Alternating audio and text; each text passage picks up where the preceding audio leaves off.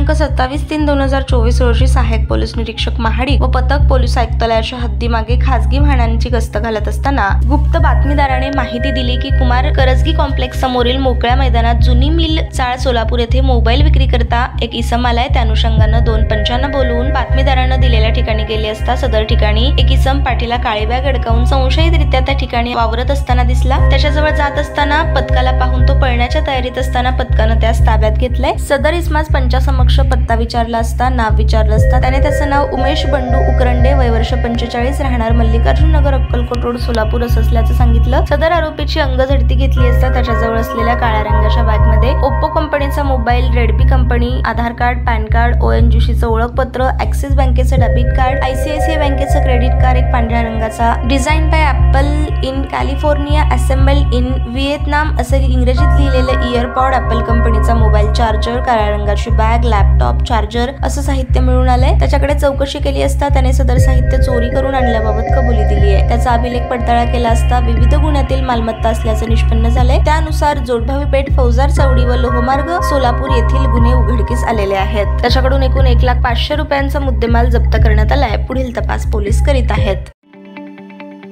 ताज्या बातम्या पाहण्यासाठी प्राईम महाराष्ट्र न्यूज चॅनलला सबस्क्राईब करा।